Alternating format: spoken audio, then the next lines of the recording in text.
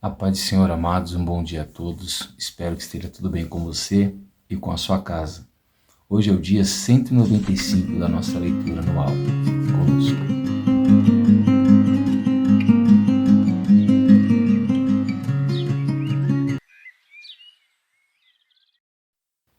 Bom, amados, como nós temos visto, já estamos chegando à parte final do livro de Provérbios e o nosso texto, a nossa porção diária de hoje vai do capítulo 22 até o capítulo 24 de Provérbios. Amém?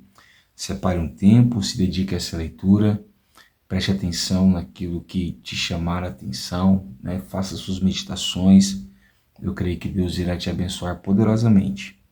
Bom, o nosso texto devocional de hoje, ele vai se encontrar no capítulo 22 e no verso de número 4. Amém? E a palavra do Senhor vai nos dizer assim: a recompensa da humildade e do temor do Senhor são riquezas, honra e vida. Amém? Bom, nós temos visto, que o livro de Provérbios ele tem centenas e centenas de instruções curtas, rápidas, mas de uma importância imensa, Então, a pessoa que aprende a dar valor em um versículo do livro de Provérbios, que ele entende que se adapta à sua vida, essa pessoa está sendo amplamente abençoada somente de dar atenção e praticar aquilo que está lendo, Nós falamos também durante todo o estudo desse livro que os provérbios eles são conselhos e ensinamentos para a vida cotidiana, para a vida comum, mas também tem conselhos e ensinamentos para a nossa vida espiritual, para aquele que está buscando a sua própria salvação. Mas, no geral, o maior esforço de Salomão e outros escritores de provérbios são para que alguém tenha uma vida prática, justa e saudável na terra, tá bom? A primeira coisa que nós vamos meditar hoje é sobre o ensino e a correção das crianças. Nós já vimos um pouco disso antes, e isso é muito importante para os pais. Você é pai, você precisa ler provérbios e ver como é importante a disciplina dos filhos. Não deixe o seu filho crescer sem disciplina, sem correção, amém? E hoje você vai ver a importância disso. Eu já vou deixar aqui no começo do vídeo, porque talvez você não vê o final. Se você é pai, você conhece algum pai que precisa ouvir isso, compartilha com ele, você vai estar ajudando a vida dele. Então, capítulo 22, verso 6 diz assim, ensine a criança no caminho que deve andar, e ainda quando for velho, não se desviará dele. Então, Salomão está falando o quê? O tempo correto de você ensinar alguém alguma coisa, valores, nós estamos falando de valores. Então, o tempo certo de você ensinar valores morais para alguém é na infância. O tempo correto para você ensinar valores espirituais para alguém é na infância. Você não ensinou seu filho o que é verdade, o que é mentira, o que é certo, o que é errado, a prática, a importância da prática da oração, da leitura da palavra. Quando ele era pequeno, dificilmente quando ele se tornar adulto, ele vai entender, certo? Então, você tem que dar esse ensinamento para o seu filho quando ele for criança, correto? Capítulo 22, verso 15, ainda sobre as crianças. A tolice está ligada ao coração da criança, mas a vara da disciplina a afastará dela. Essa aqui é a terceira vez que o livro de Provérbios coloca a vara como objeto de instrução e correção. E é literalmente uma varinha verde, tá? E eu não estou aqui estimulando você a bater no seu filho, muito pelo contrário. Eu estou te falando o que a Bíblia está dizendo para nós. Você prestou atenção que ele disse que a tolice, o que é a tolice? São coisas sem valor. Então a criança, por natureza, na maioria das vezes, ela é bagunceira, ela é exagerada nas brincadeiras e ela vai passar a dar valor em coisas que não têm valor. E isso pode levar uma criança, por exemplo, a não saber separar o tempo correto de se brincar e o tempo de não brincar. o local correto de se brincar e o local correto de não se brincar. E quem tem que ensinar isso à criança? O pai e a mãe. E na maioria das vezes, apenas você falando não vai dar certo, correto? É por isso que nós vemos às vezes crianças dando show, baile em um supermercado, em uma loja, em um shopping, porque essa criança não foi afastada do coração dela a tolice, certo? E um dos meios que Salomão disse que nós podemos fazer isso é a vara da disciplina, correto? Agora preste atenção que do verso 17 em diante não é Salomão quem escreveu, são 30 sábios diferentes, então são 30 provérbios de sábios diferentes. Muito provavelmente na sua Bíblia aí, a partir do verso 22, você vai ver uma nova numeração no versículo. Então cada versículo desse é de um sábio diferente, a partir do 22. Então, preste atenção que são outros homens escrevendo sobre o mesmo assunto. Olha o que vai dizer lá no capítulo 23 e no verso 13.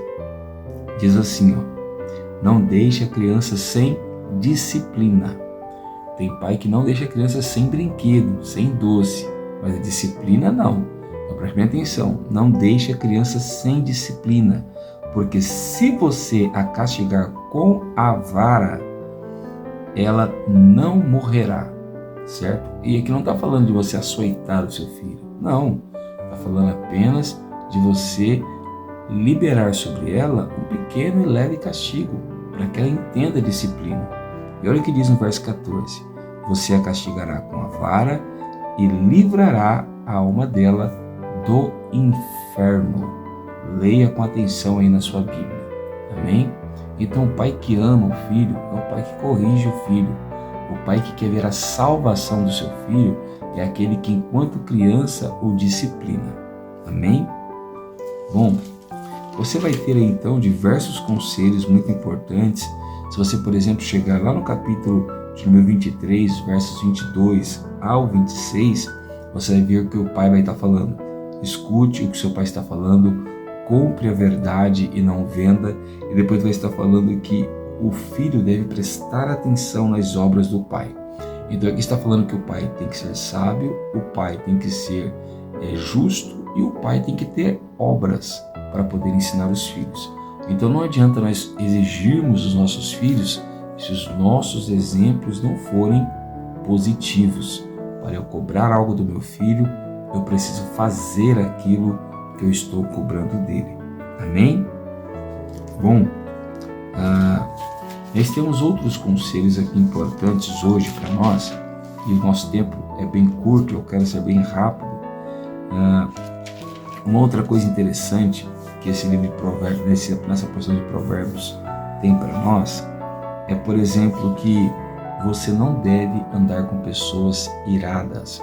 E não estou falando aqui de uma pessoa nervosa, ou decepcionada, ou frustrada com alguma coisa, que é normal. Todos nós vamos ter um período, um tempo de estar tristes ou nervosos com alguma coisa. Mas estamos falando de uma pessoa irada, alguém que está constantemente dominado pela ira.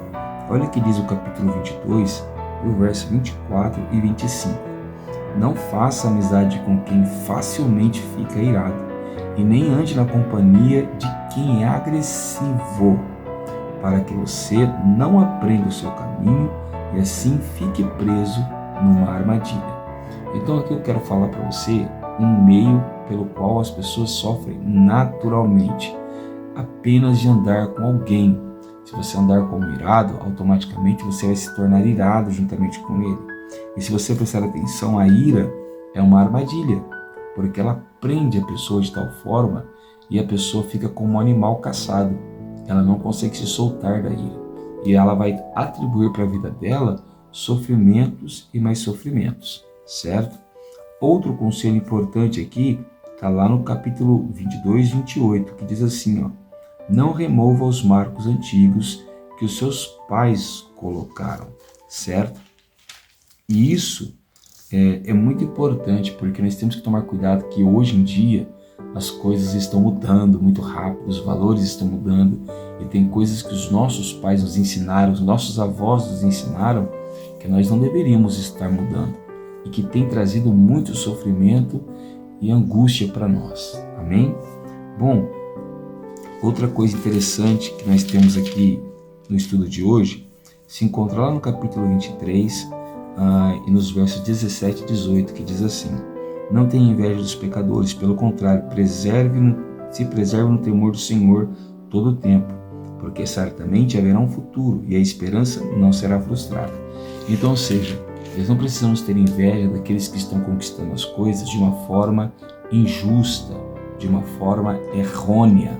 Essas pessoas são pecadoras e, assim como vêm com facilidade as suas riquezas e as suas honras, também irão com facilidades.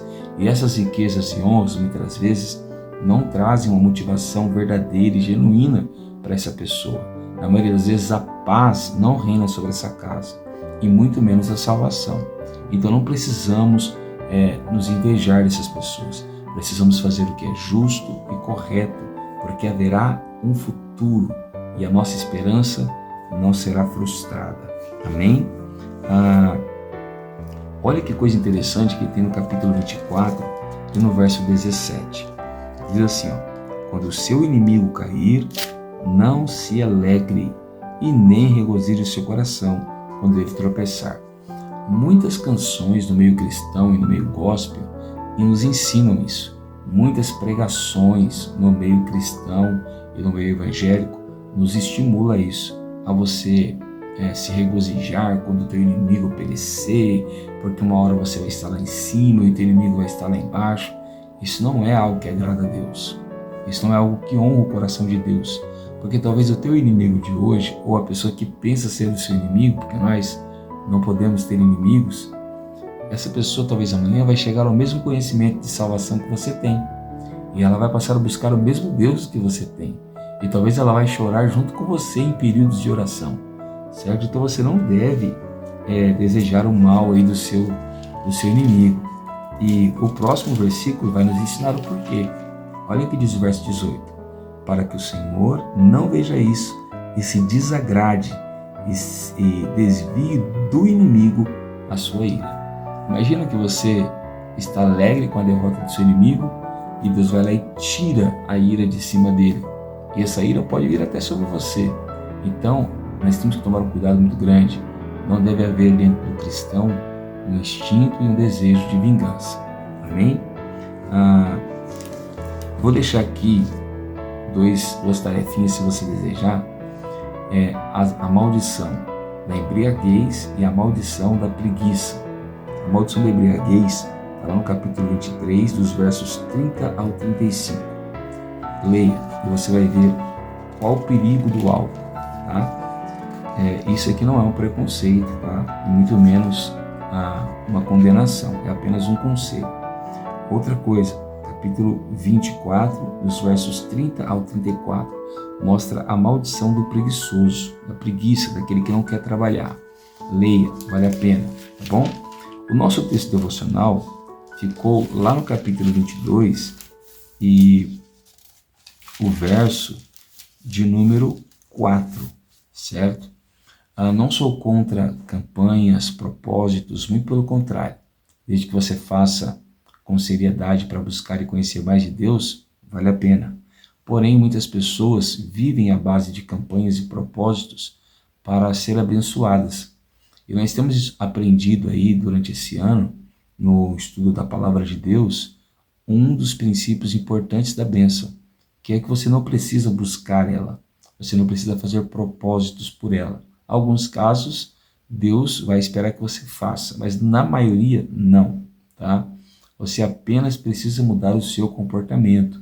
Eu apenas preciso mudar o meu comportamento e naturalmente a bênção do Senhor virá sobre mim. Olha o que diz o capítulo 22, o verso 24, o verso 4, que nós lemos. A recompensa. A palavra aqui é recompensa. É algo que você dá pelo esforço de alguém. Olha o que diz.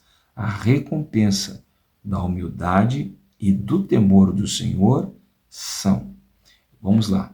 O texto está dizendo que a humildade e o temor, que não é nenhuma dessas duas habilidades, são esforços manuais, tá? São esforços físicos. Tanto o humilde quanto o que teme a Deus, ele naturalmente alcança uma recompensa de Deus. E qual é a recompensa que ele alcança? Riquezas, honra e vida. Olha que bênção. A pessoa humilde e a pessoa que teme, naturalmente, a riqueza, as honras e a vida vai alcançá-la. Se você quer realmente ser abençoado por Deus, de verdade, busque essas duas coisas. Busca a humildade, tanto para com Deus quanto para com os homens. E busque o temor do Senhor. Se você temer a Deus, isso implica em reverenciar sua palavra, em obedecê-la, né? em ter ali um temor, uma responsabilidade, e isso implica em se diminuir cada vez mais, naturalmente a bênção de Deus vai te alcançar, aonde você estiver. Amém? Eu sou o pastor Tiago, da Igreja Pentecostal Poder da Palavra, e quero orar por você nessa manhã. Feche seus olhos, abra o seu coração e ore ao Senhor comigo. Senhor nosso Deus e nosso Pai, nós queremos nessa manhã te louvar e te bendizer pela tua bondade, pela tua graça e pela tua misericórdia. Senhor, esteja nos abençoando nessa manhã, conforme a tua palavra que nós temos estudado, conforme a tua palavra em que nós temos aplicado o nosso coração para conhecer mais de ti, para aprendermos mais de ti e para sermos abençoados por ti. Guarda a nossa casa, os nossos filhos, como nós vimos hoje, nos ensina a sermos bons pais para termos ótimos filhos e nos estimula, Senhor, ó Pai, nessa manhã, a buscarmos a humildade e o temor do Senhor, que nós venhamos aprender a retidão, a importância da sinceridade e da verdade. Guarda o nosso coração e nos abençoa, não somente hoje, mas para todo sempre. Amém. Se você tem gostado do nosso material, deixa o like, compartilha e se inscreva. Amém? Creio que Deus irá te abençoar. Que Deus te abençoe e tenha um ótimo domingo.